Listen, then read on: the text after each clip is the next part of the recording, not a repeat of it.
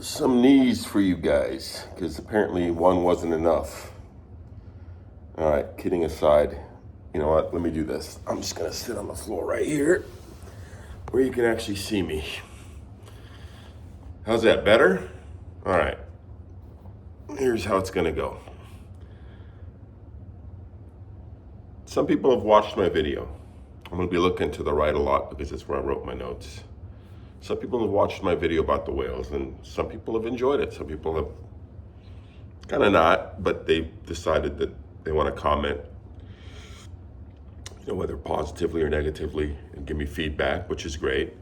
I've had some big time, well, big time's not the right word. Nothing in this game is big time, but I've had some of the better known content creators, Salty Mike, Gem Reviews, who I watch him a lot, but I feel like he was really harsh on me, so I don't know, I kind of took it personal. And then DG360 this morning just dropped a nice video. I got to skip through a bit of it because I was getting ready to make this one.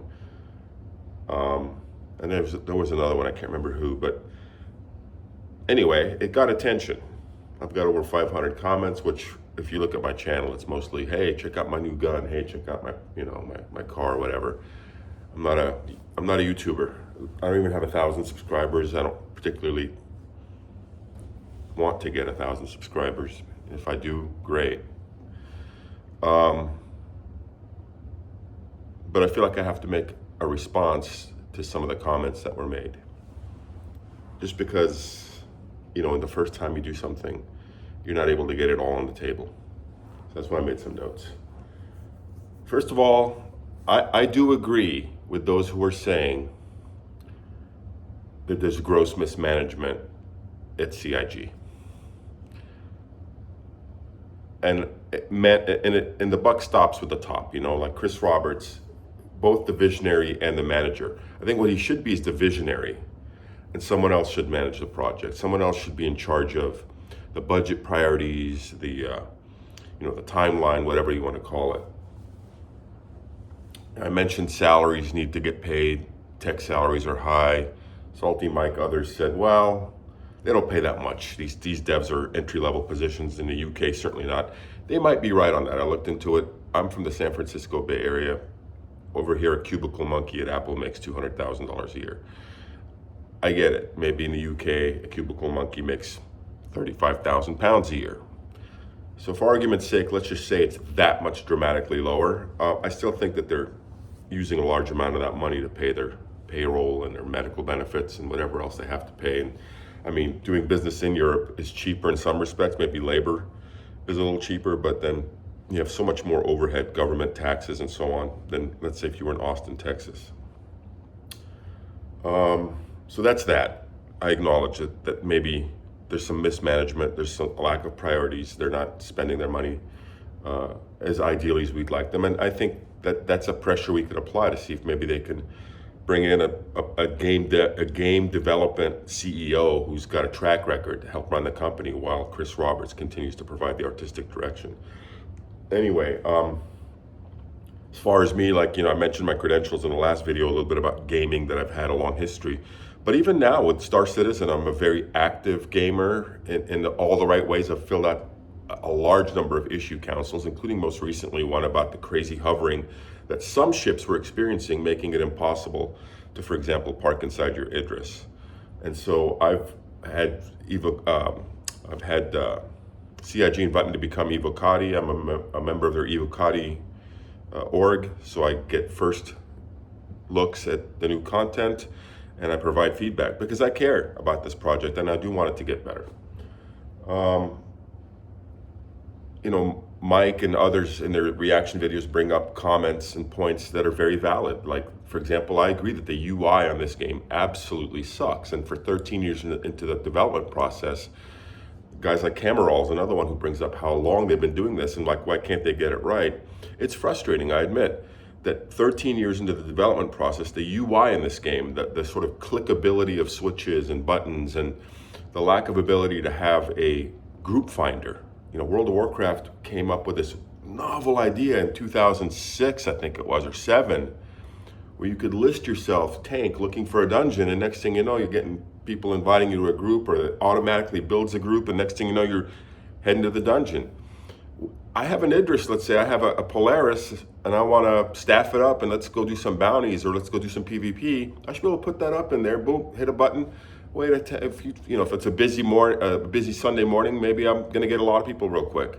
If it's a quiet Monday afternoon, maybe it's going to take an hour to get a group. But at least I got a method to do it, and that cannot be difficult. I'm not a computer engineer, although I have an electrical engineering degree, but I don't work in that field. But I can promise you it's not that difficult. So yeah, there's some things, there's some shortcomings. The other thing that drives me personally nuts, I haven't heard a lot of commenters say anything about this, but it really drives me nuts, is all their cinematics. Every time they show a new product or a new ship or a new gameplay loop, they have these pre-rendered cinematics that are using arguably better graphics settings. I don't know, maybe more GPUs. I don't know how they have it configured, but it's clearly pre-rendered cinematics that are selling you on the idea of something, and then you actually get it in your hand and it's not that good. It's more janky and clunky, and certainly the motion isn't there. And I get that some of that is server lag and whatever else, and that's what they're working on, but it's annoying. It's almost false advertising. And I'm not saying it is, because everyone does it. Every video, at this point, whenever I try to watch some gameplay action of a game that I want to decide if I'm going to buy or not, I deliberately try to avoid the cinematics, because it's all it is, cinematic, a little bit of gameplay, cinematic, Anyway, so that's annoying. I agree with Salty Mike about don't sell progression, but I also don't think that, I think we define progression differently. I define it as maybe like a reputation, in-game reputation. I define progression as maybe like some sort of an in-game rank reward system, titles, I don't know, like in-game earned titles. To me, it isn't progression to necessarily have to get the Star Lancer Max after you got the Aurora. I think you should just be able to buy whatever the fuck ship you want, and it's gonna have its strengths and weaknesses, and play the game the way you want to, because it's kind of a giant sandbox is how I see it. And then if you do certain things certain times, you may then attain a rank or whatever. To me, that's the progression. Progression isn't every bit of gear or every bit, as long as the gear is relatively the same. I'm not advocating that we can sell superior gear through the money store versus what you can find in the game. I'm just saying you could buy whatever suit you want online, or a version of it that's obviously got a special skin. You could also find it in the game. And they're the same in terms of their capabilities.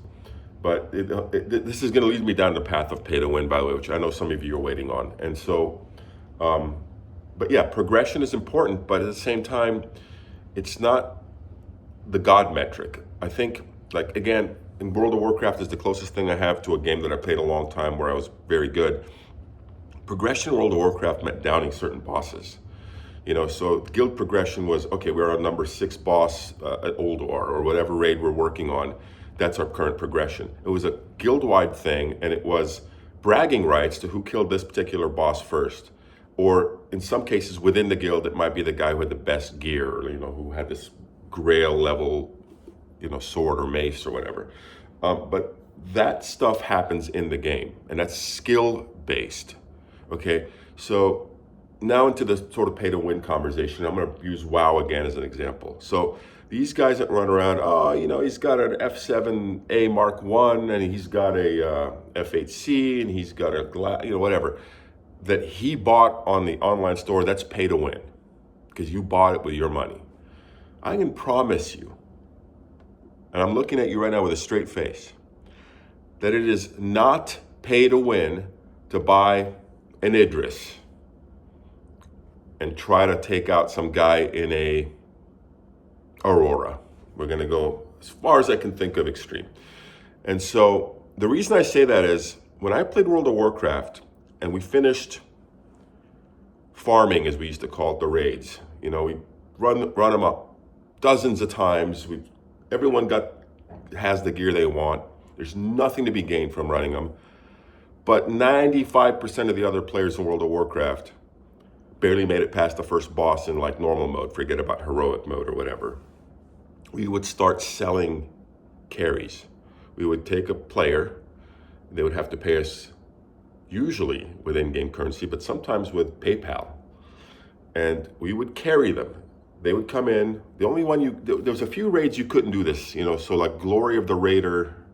So there was like the title Immortal for Nax, the second time Nax, not the first time Nax. That one required nobody in the raid to die the entire lockout. That was impossible carrying somebody. But most of the stuff we could get them the titles, we could get them the gear, or at least some of the gear because it's random drops. And they would pay us to carry them through the raid. Because even after they got a lot of this gear, they had all the stuff, all the sort of like the equivalent of buying a spaceship in terms of gear, they still sucked. They still couldn't get through that raid on their own with another group of players that are at their skill level. So my point is skill trumps gear. We've always said this. Skill and then, greater than sign, gear. And that's the same with this game. I don't care what ship you're rolling in. I don't care if it's got all military components or if it's got all civilian grade D components. If this guy's skill is way better than this guy's skill, the guy with more skill is statistically going to win. Okay?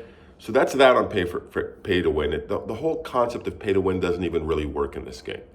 Because in this game, your progression is internal to you. If you want some sort of game-wide progression, well, then create a rank system. Once you've killed 1,000 VHRTs or HRTs or whatever, you get the rank of Space Marshal or whatever the fuck they want to call you. Back to my notes. Yeah, I'm going to agree with a content maker that I like to watch a lot, a guy named Camerol with this thick German, I can't tell if he's Swiss or German, he won't answer me every time I ask him in his chat, accent. He's really good to watch because you could tell he loves this game, but at the same time he's very frustrated, like I get sometimes with the lack of progression within the game creation process. And one of the things he goes on about is the physics, obviously, which you have to admit, it's mind-boggling that this late into the development cycle they haven't somewhat nailed it down. Let's just leave it there. So the time sinks, that's what I was going to talk about. Another critique I have of this, because I think people think because I'm a whale and I made that last video, everything CIG does is great. No, this is me being critical. I don't understand why I can't. And we did this. We had one patch lockout where we could do this, where I can't just spawn in my hangar rather than in my hab, and then go outside, turn left, go to the elevator, push the button, hope the button works, hope the elevator works. And you know what I'm saying. You've all done this. It's fun the first time, second time, third time. It's just like the animation for the hangar, honestly, that goes down. They did speed that up, I could tell, by the way. It's significantly faster now, which is fine. But I was just as happy when the ship just magically popped up in front of me. It didn't really break my immersion. There are bigger fish to fry, is what I'm saying, in this game. The recent addition of thruster-related turbulence, I think they've tuned it now. I think they did some sort of a hot fix. But initially, just in the name of realism, I get it. But at the same time, it's like that dev time that we're all paying for, that these whales and other people are paying for, it's valuable, and it should be channeled towards more important things than micro simulations of thruster, turbulence, or I'd argue even like the worm raid or any of the sort of PvE content. I have friends of mine that were grinding some of the Wicklow stuff to get ships, and I think that's great that you can grind in-game to get a ship, only to have it wiped. This last patch it came out, all that stuff was gone. And so that time, the development time, should be spent on fixing the jank, fixing the physics, fixing the graphics engine. And someone told me, well, yeah, but if they get all that tuned in and then make new features, then it just breaks it again. I can understand. Listen, having studied electrical engineering, I took a lot of computer science classes. I remember when you modify a program, Fortran, whatever program you wrote, you could throw a wrench in a lot of other parts of the program. I get that. But that doesn't mean you don't work on it. that doesn't mean you just throw your hands up in the air and say, well, we're not going to fine tune or hone this. And they told us that this year was going to be quality of life improvements. And, we're going to make the game more playable. And they have, to be fair, made it more playable than it was under 318 or something. But it's not, but the fact that they're putting out all this new content that I think is just sort of time sink and/or it's stuff that you do once, maybe you do it twice, and you're like, okay, what else? This game's boring now. The juice wasn't worth the squeeze. Put that development time, put it in the backlog of these ships you owe us. I still haven't gotten my Javelin. I still haven't gotten the Banu Merchantman, which, let's not go down that road, because I would argue we're never going to get that. Why? Because the price is too low. The amount of work they have to do to get that ship built at $650, which is the maximum they're going to get right now based on the current pricing. And mind you, most people own that ship, including me, at a lot less. They're not going to be able to generate any profit or even break even on that. So anyway, my point is get some of the backlog done with some of these ships you owe us and get the game working stably, and then begin to add to the game in terms of features. If that is impossible, then then I'm wrong. Then I guess we just deal with jank until the game is completely mapped out, 100 systems, and every single quest is done, and then we can get a playable game, if that works for you guys. Anyway, I think I've covered everything I wanted to cover. Longer than the last time, I think, on this video. I tried to hide the knees. I don't really do YouTube videos. I'm not a cinematics guy. If you don't like it, you know what you could do with yourself. Anyways, thank you.